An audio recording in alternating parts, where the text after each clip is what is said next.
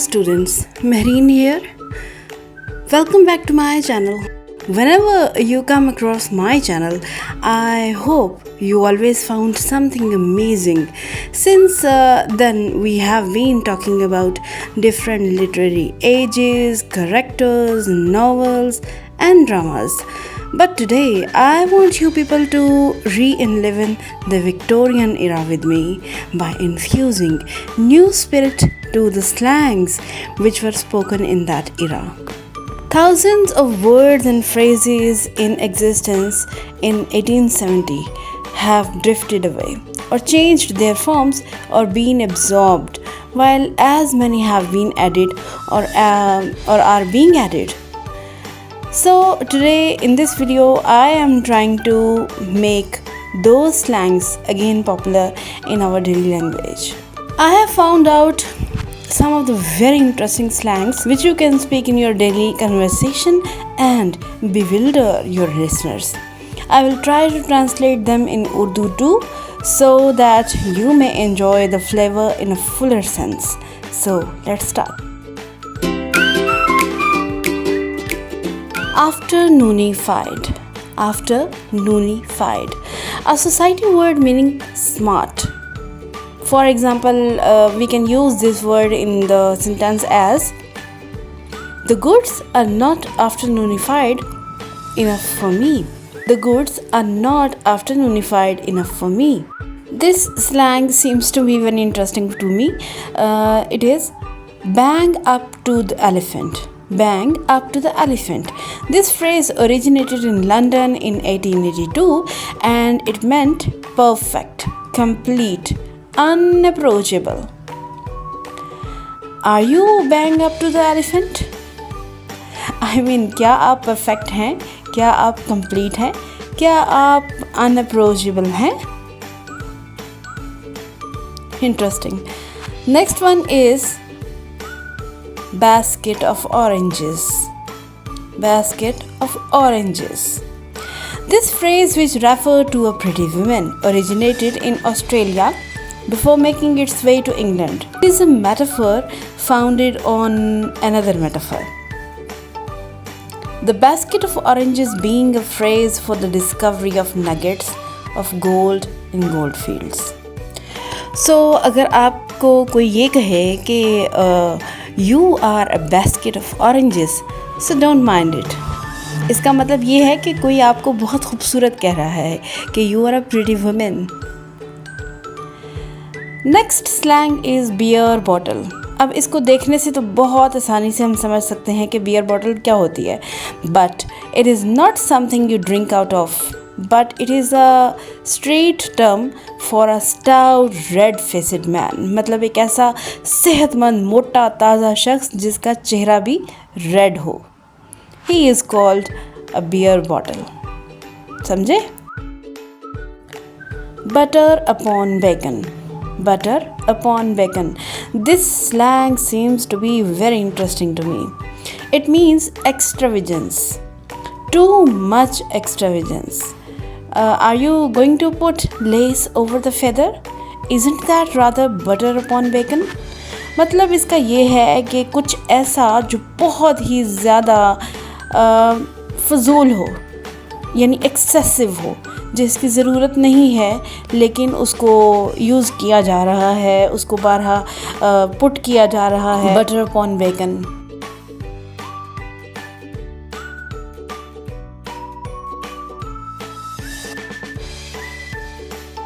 Next one is can't you feel the shrimps?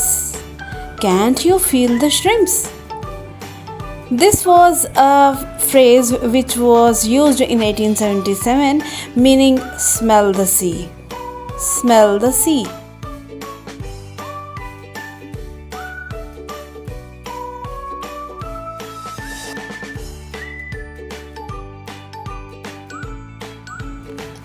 Champagne weather. Champagne weather. This was a rather sarcastic society term used from 1860 onward to refer to bad weather. मतलब आपको कहीं बहुत ज़रूरी जाना है, कोई emergency है या कोई मैच है लेकिन मौसम ख़राब हो गया है, या आपको किसी बहुत ज़रूरी अपॉइंटमेंट के लिए निकलना है, कोई बहुत ज़रूरी काम के लिए जाना है लेकिन मौसम ख़राब हो गया है, तो ये टर्म तब यूज़ किया जाता था, this is champagne weather, I cannot go outside because this is champagne weather. Chuckaboo really interesting. This is a nickname given to a close friend. अगर आपके भी क्लोज़ फ्रेंड्स हैं, और of course होंगे, तो आप उनको प्यार से चकबू कहकर बुला सकते हैं। This is very interesting.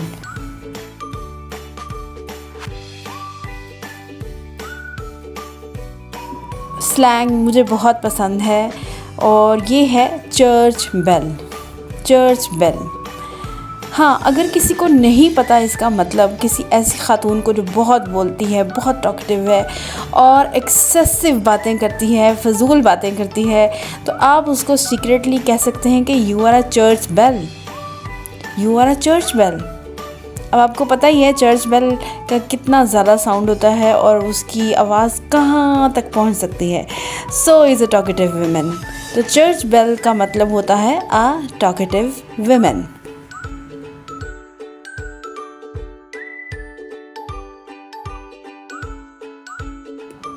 Coffee sisters, very interesting. In 19th century, this was a German term for malignant gossipers. According to some critics, much after the use of tea talker in England, यानी पहले word use होता था T talker, ठीक है, फिर उसके बाद German slang ये शामिल हो गया इंग्लिश में। इसका मतलब ये है, कॉफ़ी सिस्टर्स का मतलब ये होता है कि वो ख़वातीन जो कि कॉफ़ी ब्रेक को एंजॉय करती हैं और बहुत सारी बातें करती हैं कॉफ़ी पीते हुए, तो they are called the coffee sisters. Cut a finger, वैसे असल में अगर इसका मीनिंग देखा जाए तो इसका मतलब होता है उंगली काट लेना, लेकिन नहीं, दिस इज़ अ स्लैंग। इसका मतलब है टू कॉज अ डिसएग्रीबल ऑर्डर। ये एक लोअर क्लास फ्रेज़ था जिसका मतलब था टू कॉज अ डिसएग्रीबल ऑर्डर। मतलब आप में से या आपके आसपास कोई शख्स है जिसमें से गंदी बदबू आ रही है, डिसएग्रीएबल ऑर्डर मतलब उसकी स्मेल आपको अच्छी नहीं लग रही है और आप उस शख्स से आपको कोई अच्छी स्मेल नहीं आ रही है, तो this is called a disagreeable order. To cause a disagreeable order means cut a finger. यानी अगर आपको कोई ऐसा शख्स अपने आसपास मिलता है और आपके पास वो बैठा है, तो आप उसको कह सकते हैं कि you are cutting a finger, लेकिन मसला ये है कि उसको इसका मतलब समझ नहीं आएगा जब तक आप उसको समझाएंगे नहीं।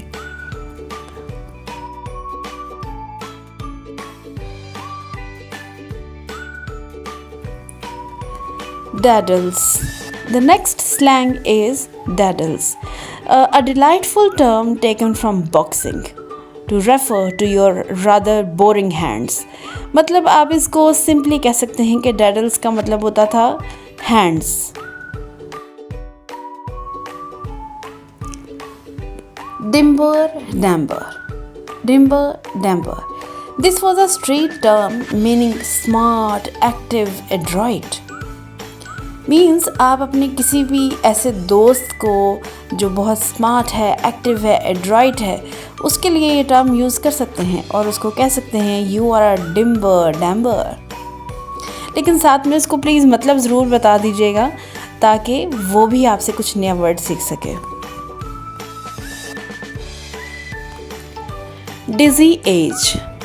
डिज़ी एज, अच्छा इसका मतलब तो काफ़ी हद तक क्लियर हो जाता है because this is a phrase meaning elderly because it makes the spectator giddy to think of the victims years. The term usually refers to a maiden और other women convinced by other maiden ladies. मतलब ऐसी खातून जो अपने काफ़ी बुढ़ापे तक पहुंच चुकी हो और जब उसका विज़न भी डिज़ी हो चुका हो और उसको काफ़ी हद तक चीज़ें भी याद ना रहती हों, भूल जाती हो वो खातून, तो ऐसी खातून की एज के लिए हम वर्ड यूज़ करते हैं डिज़ी एज।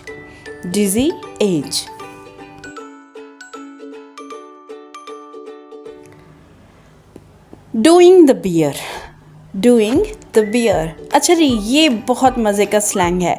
इसका मतलब है कोर्टिंग दैट इन्वॉल्व्स हगिंग। अब कोर्टिंग का या कोर्टशिप का मतलब तो सबको ही पता है कि मतलब ऐसा पीरियड जो कि शादी से पहले दोनों कपल्स जो हैं वो एक दूसरे के साथ गुजारते हैं, जिसको हम आजकल उर्फ़ आम में डेटिंग कहते हैं। बट इट्स नॉट डेटिंग, एक बहुत लो रेटेड वर्ड है। तो कोर्टशिप ऐसा वर्ड है जिसमें हम कह सकते हैं कि मतलब both the male and female are engaged and they are having a good time with each other. And doing the beer का मतलब ये है कि courting that involves hugging. Doing the beer. अब beer एक ऐसा एनिमल है जिसको देख के आप कभी भी हग तो नहीं करना चाहेंगे, लेकिन इसको स्लैंग में यूज़ किया जा रहा है, doing the beer. Interesting one. Don't sell me a dog.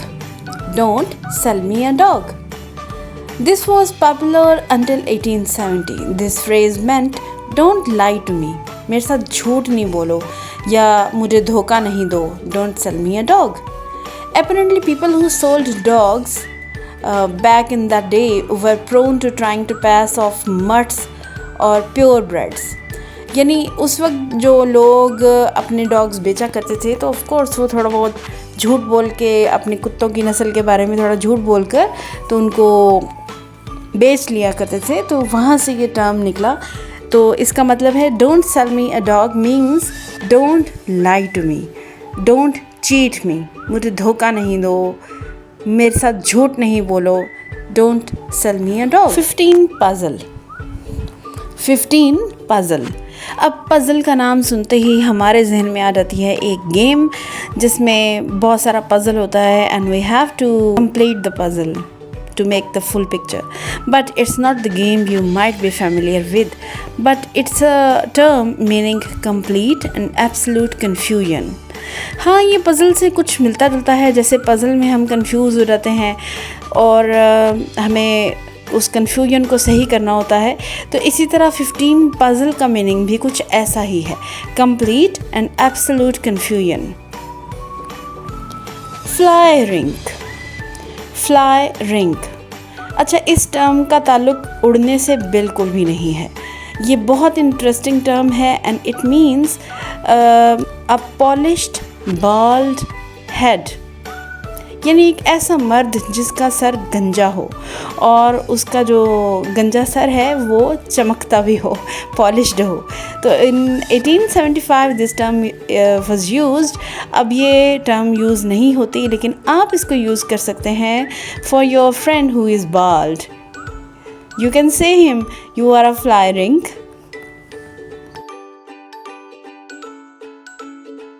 Giggle mug. Giggle mug. Giggle mug ऐसे शख्स को कहते हैं जिसके चेहरे पे एक कंटिन्यूस स्माइल रहती हो, एंड हैबिचुअली स्माइलिंग फेस, यानी कोई बात हंसने की है नहीं है, स्माइल करने की है नहीं है, लेकिन आपको फील होता है कि उसके चेहरे पे एक अजीब सी स्माइल है, एज इफ़ ही और शी इज़ स्माइलिंग कॉन्स्टेंटली। तो giggle mug is used for an habitually smiling face. Gas pipes. Gas pipes. अच्छा, इससे इस टर्म को सुनते ही आपके जहन में शायद आपके घरों में जो सुई गैस के पाइप्स हैं आपके जहन में वो आ गए होंगे, लेकिन नहीं। विक्टोरियन इरा में this slang was used for specially tight pants. उस ज़माने में जो रिवाज था, एक कस्टम था, एक ट्रेडिशन था, people use to wear the tight pants and those tight pants were just like gas pipes. That is why those tight pants were called gas pipes. खैर, आजकल भी ये फैशन बहुत इन है, people are trying to wear those gas pipes. और कभी कभी मुझे देख के बड़ा हैरत होती है कि आखिर ये गैस पाइप्स, ये इतनी टाइट पैंट्स इन्होंने पहनी कैसे होंगी। So you can also use this slang in your daily language, gas pipes. अच्छा जी, this slang which I am going to tell you is specially for those subscribers who are young and beautiful ladies who are absolutely perfect young females. अच्छा, this slang is jammiest bits of jam. Jammiest bits of jam. तो आप में से भी जो जो perfectly beautiful ladies हैं, young females हैं, they are all the jammiest bits of jam. Viewers, there are so many other slangs which could be described in this video, but the video could be very long और मुझे पता है कि long videos आप लोगों को पसंद नहीं है. So आज के लिए इतना ही, and try to learn these slangs and try to use these slangs in your daily conversation. You will enjoy this fun. और आखिर में वही एक छोटी सी request, keep subscribing to my channel, keep waiting for my videos and keep sharing my channel to others so that you may also spread the knowledge. Thanks for being with Mehreen for such a long time.